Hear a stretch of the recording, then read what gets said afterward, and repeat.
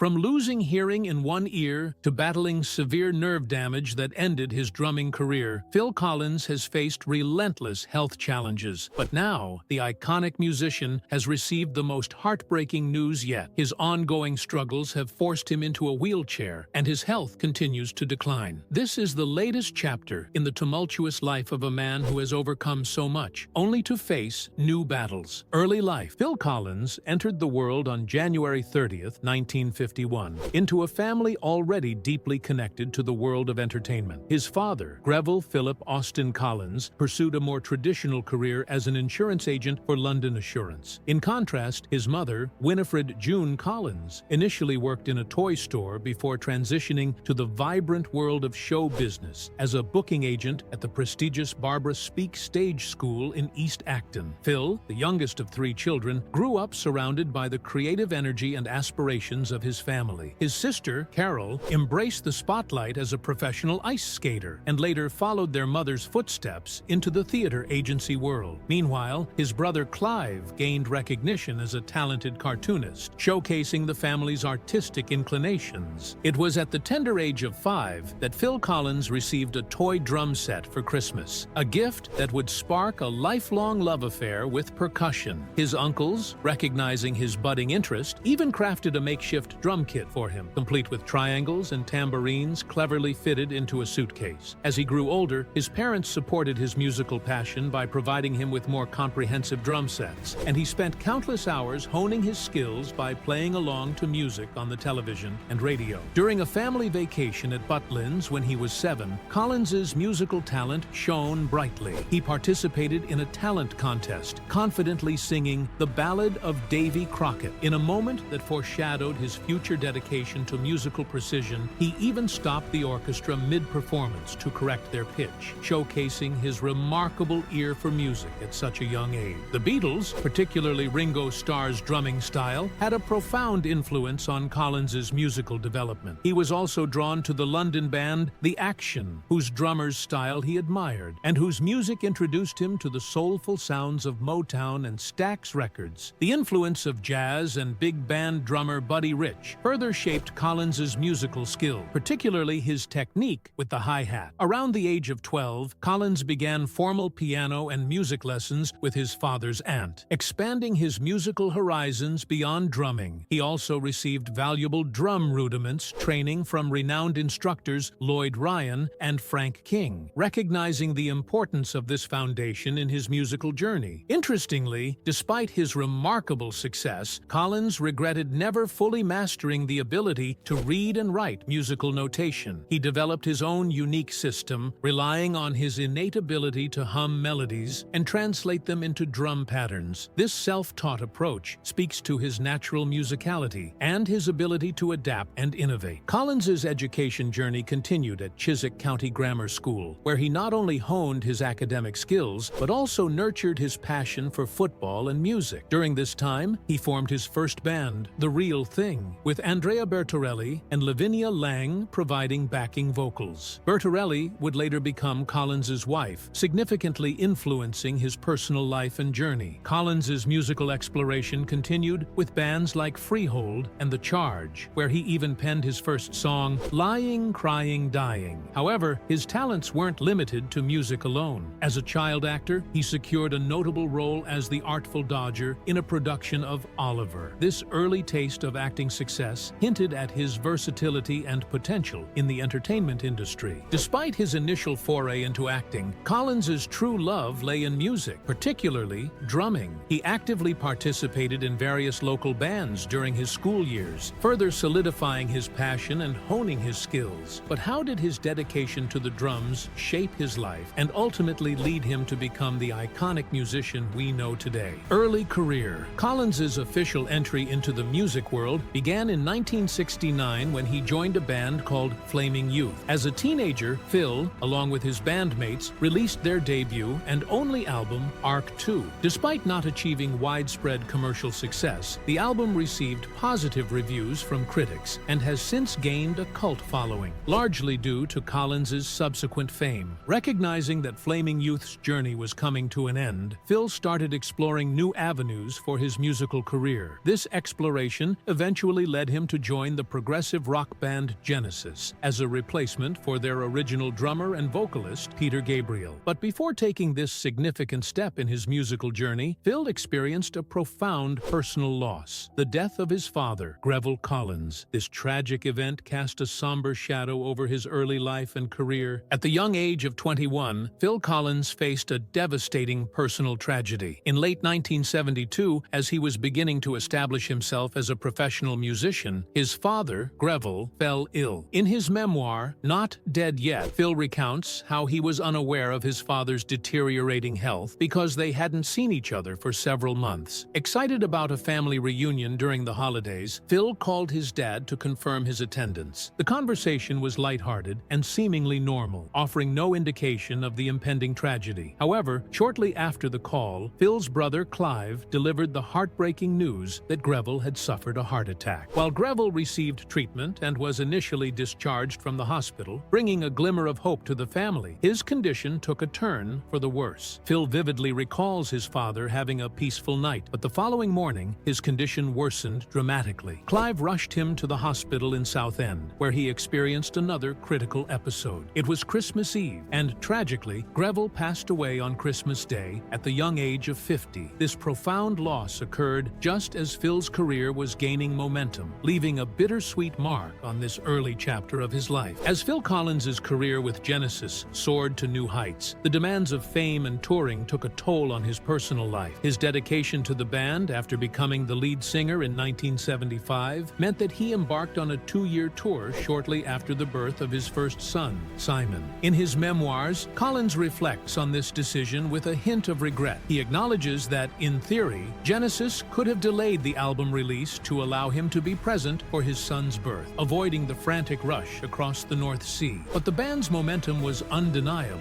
and the show had to go on. In hindsight, Collins admits he could have prioritized his family and informed Genesis of his need to be with his wife. However, the prevailing expectation at the time was for everyone to prioritize the band's success above all else. While Collins accepted this reality, his first wife, Andrea Bertorelli, held a different perspective. In an interview with the Daily Mail, she expressed her belief that the newfound fame and responsibility of being the lead singer had gone to his head. She felt that Genesis had become the most important thing in his life, overshadowing his family commitments. Bertorelli's feelings were particularly amplified by Collins's actions surrounding the birth of their son. Simon was born 2 weeks later than expected, and Bertorelli vividly remembers the pressure she felt to give birth quickly so as not to delay the tour any further. Ultimately, she had to be induced. And just a day or two after leaving the hospital, Phil embarked on the tour, leaving his wife and newborn son behind. Personal life and marriages. Phil Collins's personal life was far from smooth sailing. He experienced a series of turbulent relationships, marked by heartache and public scrutiny. His highly publicized and controversial divorce from his first wife, Andrea Bertorelli, in 1980, was a particularly painful chapter in his life. The separation left Collins deeply wounded, and he publicly shared his version of events, controversially claiming that Andrea had left him for a decorator. He even incorporated a symbolic gesture into his performances of In the Air Tonight on Top of the Pops, placing a bucket of paint and a brush on stage as a pointed reference to the alleged affair. In a candid interview with Playboy, Collins addressed the meaning behind the song and the public exposure of his private life. He expressed his frustration with the expectation that he should hide his emotions and vulnerability, stating, "People ask me, aren't you embarrassed? You're exposing your private life for everyone to see. It's as if I shouldn't let people see that I was hurt, that I cry, that I do unmanly things, but I'm not ashamed." For 35 years after their divorce, Bertorelli had to endure the public scrutiny of her private life as Collins's fame skyrocketed. Finally, in 2015,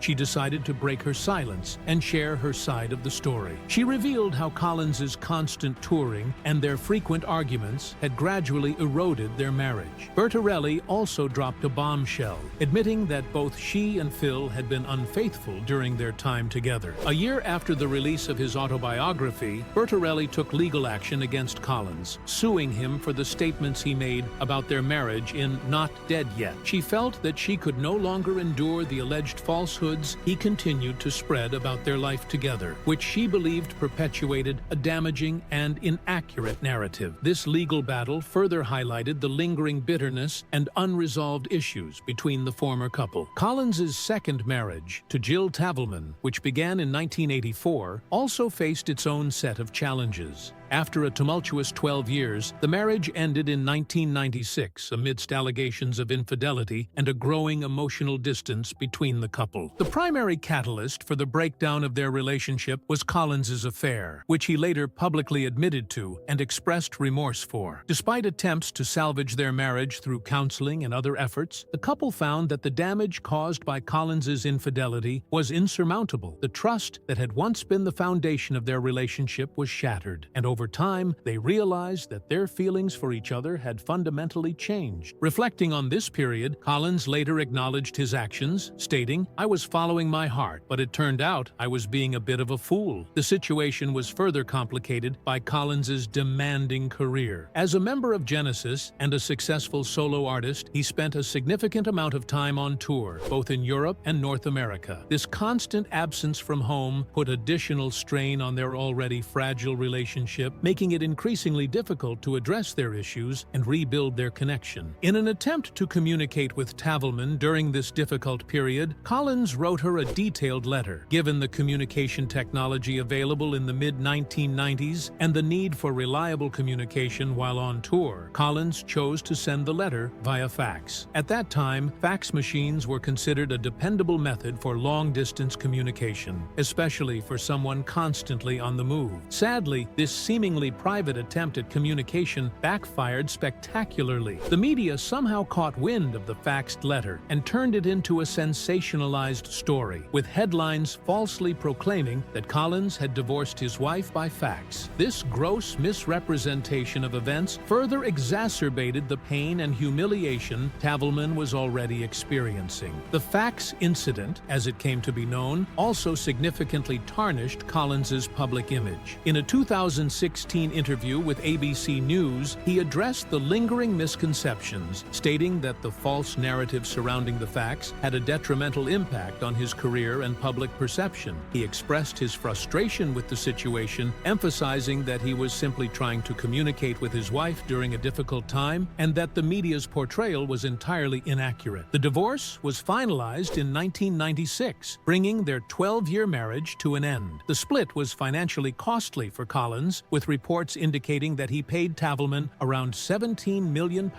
in the settlement. The couple shared one daughter, actress Lily Collins, who was born in 1989. In the years since the divorce, Collins has openly acknowledged his regrets regarding his behavior during his marriage to Tavelman. He has spoken candidly about his infidelity and the pain it caused, demonstrating a willingness to take responsibility for his actions. The end of Collins's marriage to Tavelman marked a challenging period in his personal life, one that would continue to affect him and his public image for years to come. In 1999, Phil Collins embarked on his third marriage, tying the knot with Orianne Seavey. Their love story began in 1994 when Seavey, then 21 years old, worked as Collins's translator during a tour in Switzerland. Their connection deepened, and they eventually exchanged vows, ushering in a new chapter in Collins's personal life. The couple's union brought forth two sons, Nicholas and Matthew, adding to Collins's growing family. However, their marital bliss was not destined to last. Following the birth of their second child, Seavey experienced postpartum depression, which significantly impacted their relationship. This led to a series of arguments and disagreements, gradually creating a rift between them. The strain on their marriage eventually became unbearable, and in 2006, Collins and Seavey separated. This separation was particularly difficult for Collins's teenage daughter from his previous marriage, Lily Collins. Over the years, Lily had developed a close bond with Orianne, who had become a maternal figure in her life. The separation likely caused emotional turmoil for Lily as she had to adapt to yet another change in her family dynamics. In 2008, Collins and Seavey's divorce was finalized, marking the end of their 9-year marriage. The divorce settlement was reportedly a hefty sum, with Collins paying Seavey around £25 million,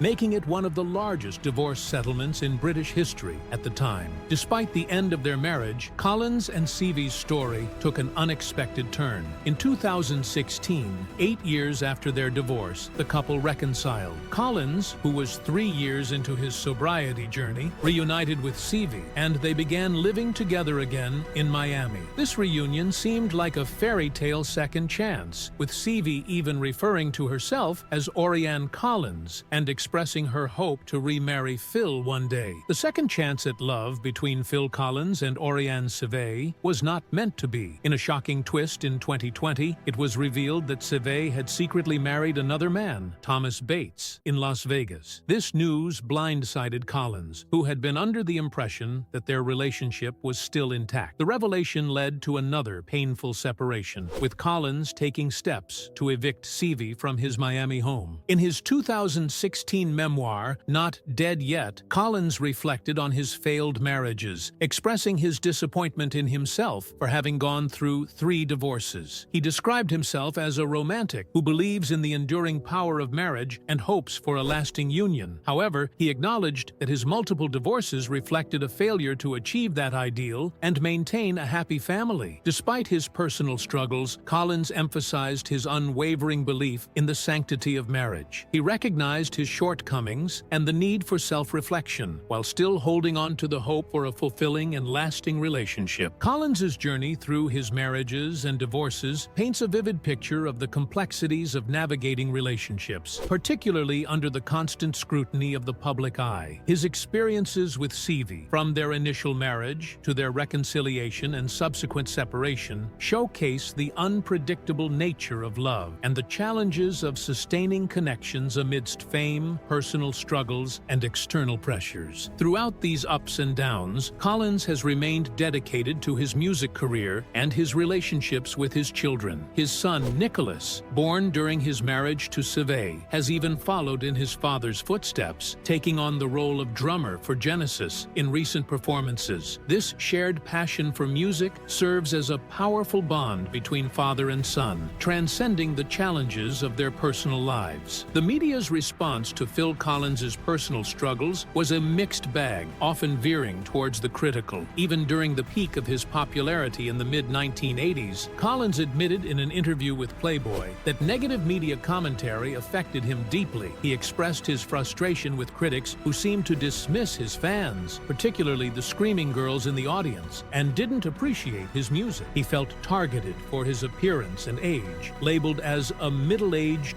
balding, overweight pop star, a characterization that deeply wounded him. Over time, the criticism intensified, with some comments becoming outright brutal. Even fellow musicians joined in the chorus of negativity. David Bowie referred to his own creative decline in the 1980s as his Phil Collins years, while Paul McCartney dismissively called him Little Phil. Oasis guitarist Noel Gallagher publicly accused Collins of being a tax exile for moving to Switzerland to live with his Swiss wife, adding fuel to the fire of public scorn. One of the most public and relentless attacks on Collins came from the animated sitcom South Park, where creators Trey Parker and Matt Stone mercilessly parodied him in several episodes. While the show is known for its satirical takedowns of celebrities, Collins seemed to be a particularly frequent target, facing ridicule and mockery for his music and persona, health challenges, and professional setbacks. In the year 2000, Collins experienced a significant setback when an ear infection resulted in sudden hearing loss, leaving him with 50% deafness in one ear. Despite this challenge, he adapted and continued his musical career. However, this incident foreshadowed the more serious health problems he would face later on. During a reunion tour with Genesis in 2007, Collins dislocated vertebrae in his neck, causing severe nerve damage. This injury was further aggravated by years of drumming with poor posture. The nerve damage resulting from the dislocated vertebrae had a devastating impact on Collins's ability to play the drums and piano, instruments that had been central to his musical identity for decades. In an official statement to the UK press at the time, Collins tried to maintain a hopeful outlook, suggesting that things might improve in a year or so. However, he candidly admitted that playing the drums or piano was currently impossible. He emphasized that he wasn't in a state of distress and acknowledged that such setbacks are a part of life. The full extent of the nerve damage damage became evident during a routine health check in 2009.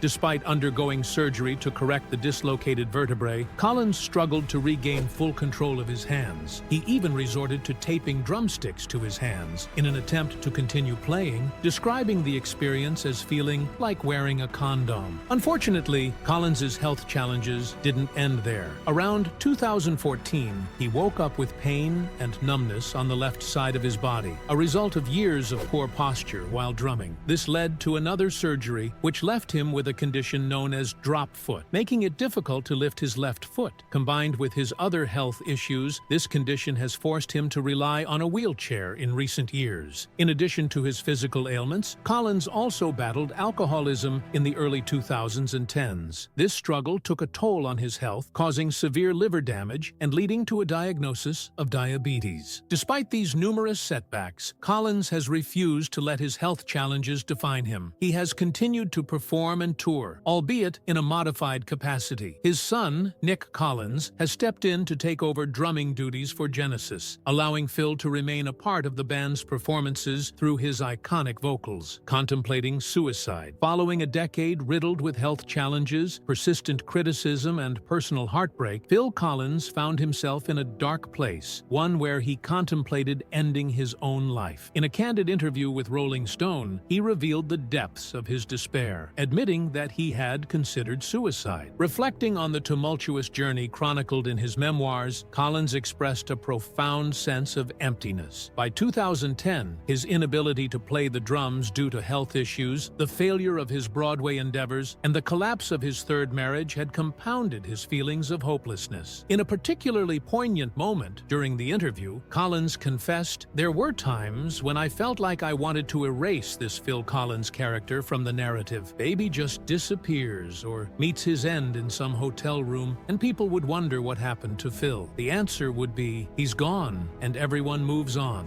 This statement laid bare the profound emotional pain he was experiencing. Delving further into the darkness of his thoughts, he admitted that he wouldn't choose a violent end. He considered the possibility of an overdose or a painless exit, but he couldn't bring himself to inflict that kind of pain on his children. He recalled a comedian from the 1960s who left a note saying, "Too many things went wrong too often," a sentiment that resonated deeply with him. Collins's candid revelations shed light on the immense toll his personal and professional struggles had taken on him. Retiring from music, feeling increasingly disconnected from the music industry and unable to play the instruments he loved due to his declining health, Phil Collins made the difficult decision to announce his retirement in 2011. The end of his contract with Atlantic Records in the US, coupled with a sense of not fitting in with the current music scene, further solidified his decision. With his professional life winding down, Collins sought comfort in spending more time with his younger children. He embraced the simple joys of picking them up from school and cherishing their weekends and holidays together. While these moments brought him happiness, a lingering sadness remained as he mourned the end of his vibrant career. In a candid interview with FHM magazine, Collins expressed his reasons for stepping away from the spotlight. He admitted feeling out of place in the current music industry, stating that he didn't believe anyone would miss him if he disappeared. He even joked about the possibility of vanishing on a mysterious bike adventure, never to be seen again. Collins's reflections revealed a mix of relief and melancholy. While he was grateful for the opportunity to spend more time with his family, he also felt a profound sense of loss for the career that had been such a significant part of his life. Following his retirement, Phil Collins found himself grappling with a void in his life. He initially tried to fill it by dedicating himself to his children, Nicholas and Matthew, seeking a sense of normalcy and purpose. However, the emptiness persisted, leading him down a dark path of alcoholism. This battle with alcohol abuse took a severe toll on his health, causing significant damage to his liver and leaving him with diabetes. It was a challenging period in his life, marked by physical and emotional struggles. Despite the difficulties, Collins eventually sought help and embarked on a journey towards recovery. He has been sober since 2013, demonstrating his resilience and determination to overcome his addiction. His openness about his struggles has also helped to raise awareness about alcoholism and the importance of seeking help. However, a seismic shift occurred in his life in 2012 when his ex-wife, Orianne Seavey, relocated to the United States with their children under the custody of of her new husband. This separation from his children left Collins feeling an immense void, a deep sense of loss that he struggled to cope with. In his memoirs, Collins candidly reflects on this tumultuous period, revealing that it wasn't until he was 55 that he succumbed to alcoholism. He had navigated the turbulent 60s, the psychedelic 70s, the extravagant 80s, and the emotionally charged 90s without falling into the grips of addiction. But retirement, coupled with the devastating loss of his children's presence, created a vacuum in his life that he attempted to fill with alcohol.